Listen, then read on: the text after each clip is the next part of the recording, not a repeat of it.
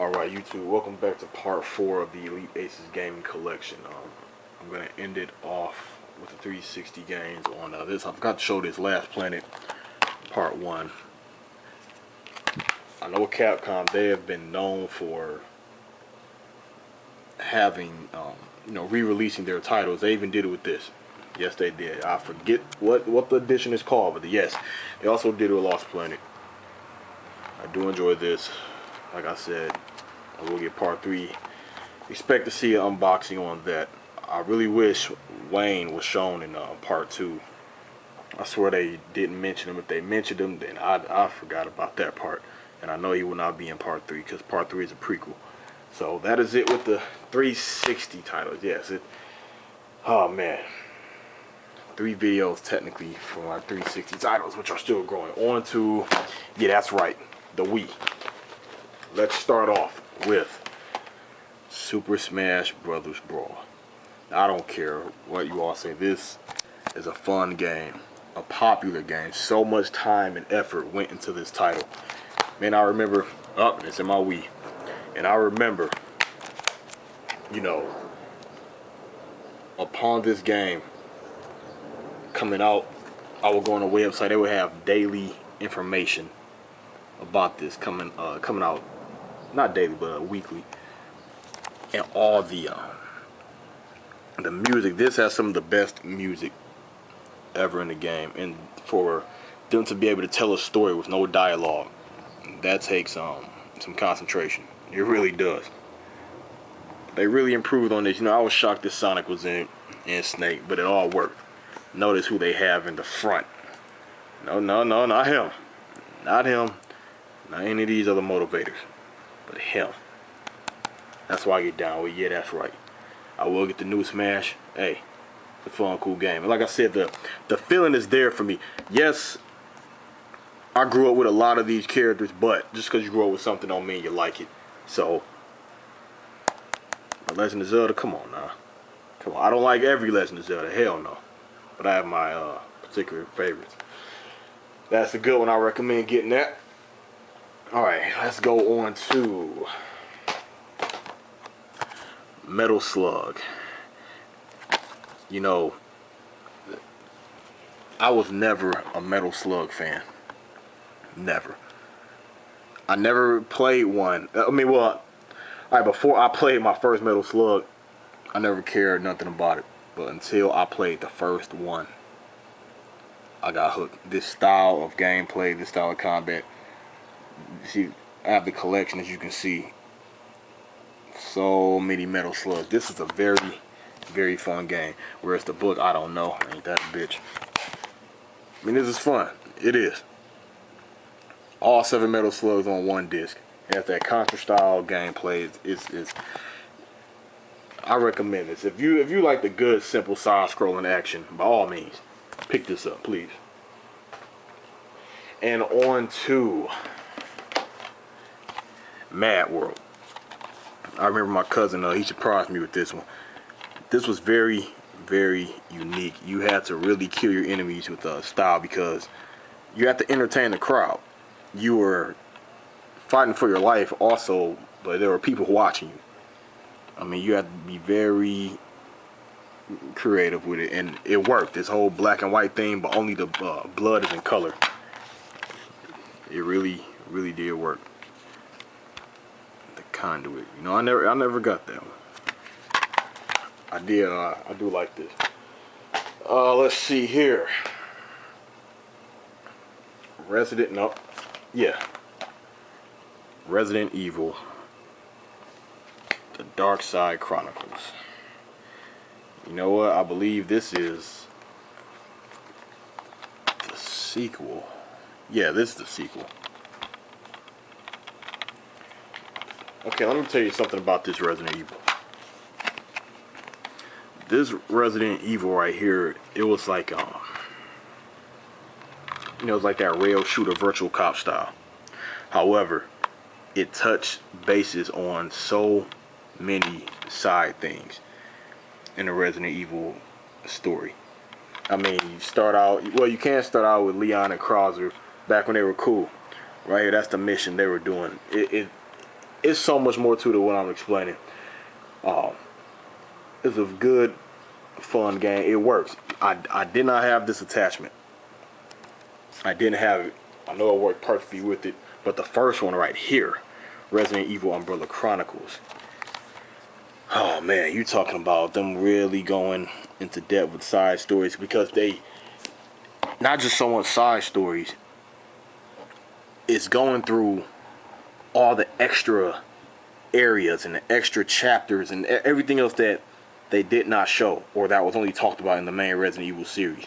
And it was very interesting to see how in real life, I'm not gonna say in real life, how in a more believable way, how quickly they were going through the scenarios. I mean, I own Resident Evil 0, I own Resident Evil 1, and when you play Resident Evil 0, you know, Billy and Rebecca, they're flying through it, because you know it's an on-rail shooter. They have to keep it going, and that's how it would be at a real-life pace. Another thing I like right here, Wesker, you actually get to go through with him to see what doors he was going through. Who did he have to fight? How did he do this? How did he escape that? It was very, very, very good. I recommend getting both of these. If you're a fan of Resident Evil, I'm a big fan of Resident Evil. I will not buy any all Resident Evil, because there was this one Resident Evil on PS2, I think, Resident Evil Outbreak. That was, I never wanted it, never played it. I just, all reviews I've heard about it, it was not good. But yeah, pick both of these up. I recommend these. On to No More Heroes Part 2, Desperate Struggle. Yes, I have Part 1. It's around here somewhere. Now, first I'm going to say this. But No More Heroes is the type of game where you did not expect it to be on a Wii. And this sequel, Desperate Struggle, to me, they amped up everything. Everything. This is a very, very, very good game. And I'm going to tell you right now, for everyone who was always dissing the Wii or saying, oh, I can't get down to, you have to swing this and swing that. Look, the controls are not how you think it is. You know, don't just knock something because, don't just knock it, you know, before you try it. Now you get the extra little mini jobs, just that style of it right there. Not all jobs look like that, but that was just the extra little style taste they go in. Playing with her, you know, that was sweet as hell. She would piss me off on Part 1. Every time she kills you on Part 1, she looks at you and says, don't fuck with me. Do you know how bad that will piss you off? A boss kills you and they say, don't fuck with me. Do you? But I eventually whoop that ass. Now, I do love to do it with it. I love do it with it on here. It really do works. But, I mean, good story. Get to play as his brother. It was very, very good. If they ever come out with a Part 3, I will get it instantly. Instantly, no hesitation.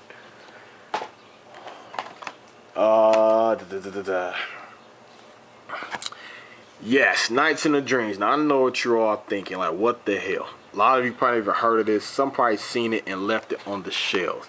Now, the reason I bought this, back when I first got a Sega Saturn, you all remember Nights into Dreams. This is Journey into Dreams. Nights into Dreams. Like I said, that came out, I think I was, what, elementary, or just got into middle school when Part 1 came out. I love Nights. Good music, good gameplay. Nights never got a bad review. Nights was just legendary. It was known all throughout the years, and so many people wanted a sequel. So many. Not a book in this one. So many people, including myself.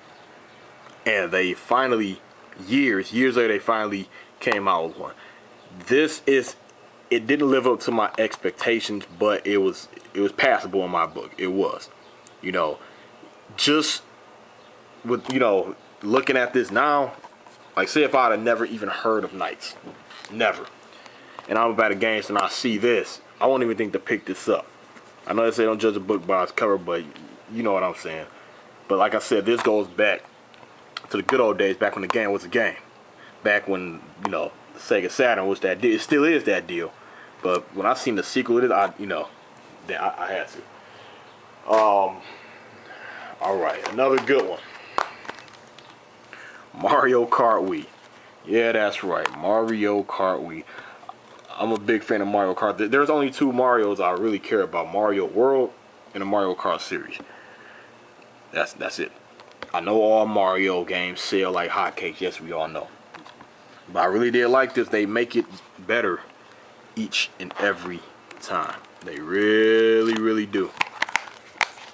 Playing online with this, I love it. The only thing is when you lose, man, your points goes. I forget the name of those points. I haven't played this in a while. And to me, this is more frustrating than Smash. Yes, it is. Yes. I would debate that down to the end of the earth. This is more frustrating than Smash. I'm real good at this game, though. I'm good at twisting. You know what? I tried to use that Wii wheel, whatever it's called. Nah, it just doesn't feel legit. Same thing like if you used to use a Kinect. It's like, yes, this is, you know, something solid in your hand like that, but it just doesn't. Nah. So for me, it didn't work. So I only used it once, and that was it. Actually, I tried to use it. Amongst me using that one time, I kept trying. It just wouldn't work. So stuck with the good old GameCube controller. All right, now Sengoku Basara, Samurai Heroes. This is, I believe, part 3. Part 2 we never got. This is part 3 of Devil Kings. So technically this will be Devil Kings 3. I still own the original Devil Kings on PS2. So when this came to PS3 and Wii. You know, they said forget 360 for whatever reason.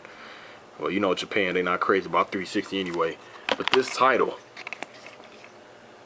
to me, it seemed like they really looked at Capcom looked at the Dynasty Warriors series, laughed at it, and said, we can amp this up. I mean, I love these characters right here. That's the guy who I play with all the time.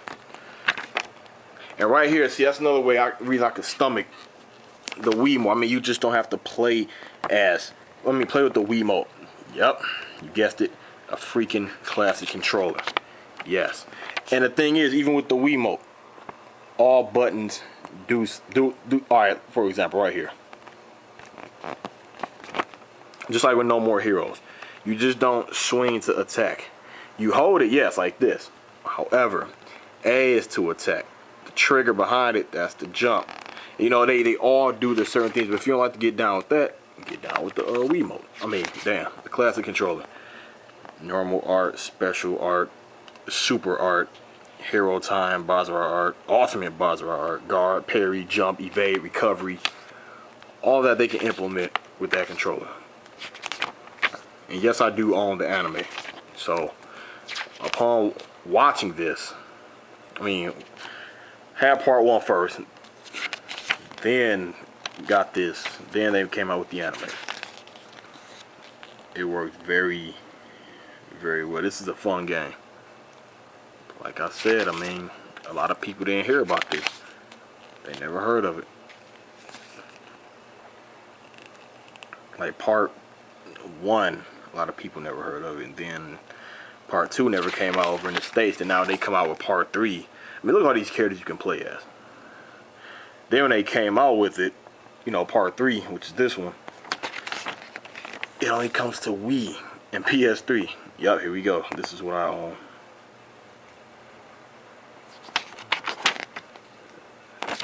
Very good series, so I recommend getting that. If you like your hack and slash style, I recommend getting that. And look who we have here. Guess it's no surprise. Hey, you know what? This guy has so many mixed reviews. So many mixed reviews. What I think about this game, it was okay for their first attempt to, you know, bring the Bleach games over into the US, you know. It was okay. They had all the voices authentic. They had all the moves authentic. It was a made-up story, though. But this story could have worked into the plot. Or it could have been a good filler. It really could. After Ichigo destroyed the Sengoku, all those shards went flying all over. And everyone had them. Well, a lot of characters had them for their own reasons. Right here, see? Rush to find the shards of the mighty executioner's blade to force open the gate leading back to their world. However, fierce supernatural foes seek the same power shard for their own gain. That's the only thing about it. Apparently on here they needed that Sengoku to get back to the world of the living. So while they're trying to look for the shards, Grimjaw Ukuyura, this in-game only Urankar, he right here, he was looking for the shards, and each shard you acquire, it could be a tiny shard, you know, on some Inuyasha stuff, it'll give you a lot of power. So this guy right here, well, him, he was sealed away in the mountain in Sokyoku Hill, and when Ichigo went Bunkai and destroyed that oh man, that thing Rukia was on, that crucifix kind of thing, it set him free. And Old Man Yama actually remembers him. That, you know, they could have added that in. But this is not the best Bleach game. No, it is not. Like I said, it was okay for their attempt.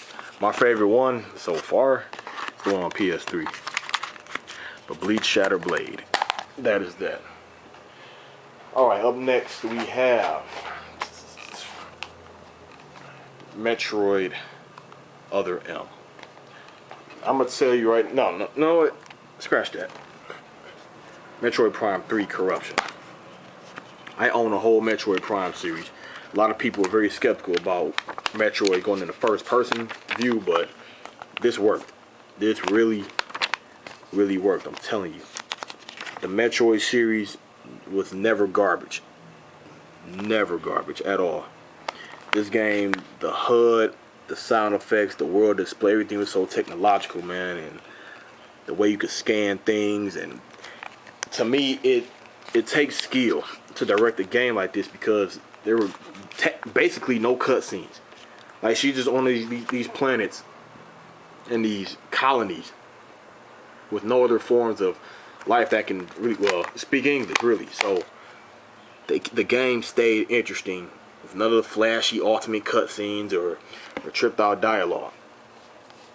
This was a very good game. I mean, you all know, what was the last Metroid that had a suckhole reviews or fans was pissed off? I mean, I know fans were disappointed that this did not. Now, this was not in third person, but hey, I love the Metroid Prime series. I recommend getting this if you are a Metroid fan. But if you are a Metroid fan, you probably do own it. Alright, on to Metroid Other M. This has received mixed reviews as well. I liked it due to the fact that, where's their logo? Damn, I guess it ain't even on here. I know Ninja Theory helped out with it, the people behind Ninja Gaiden. And that's what made it so, I gave it that extra oomph. You know, it's a good thing they made it third person. That's the good thing about it. Controls are still simple. Had the cool executions.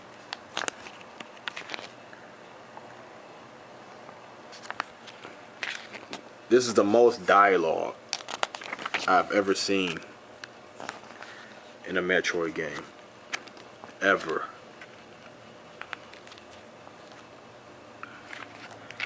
Who doesn't like Metroid? I mean, if you like Mass Effect, you could like Metroid. Due to the fact, you know, different alien worlds and the female in the suit of armor. I mean, look at that. This was more fun. This was way more fun than Prime. Prime was fun as hell. Very. But this was way more fun. Alright, that's just my Wii collection, a small Wii collection at that.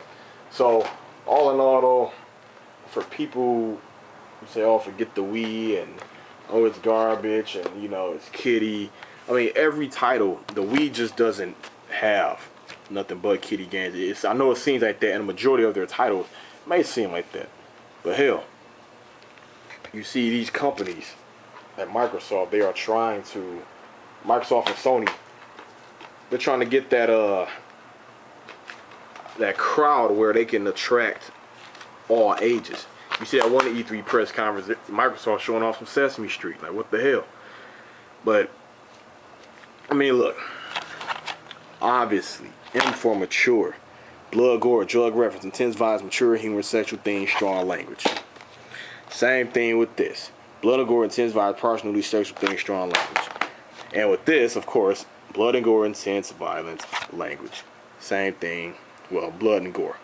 So, yes, I know that's just 4 titles, but there are other titles on Wii that are mature also. But I know they're just outnumbered with the E-rated games and the T-rated games. But let me ask you something. This same game, rated E, but try to check out some of your other racing games, like Gran Turismo's and Ridge Races and Test Drive 5, and see what those got. But that is it for that. On to the next segment. I think this would be part 5 I'm going on to. Alright, elites.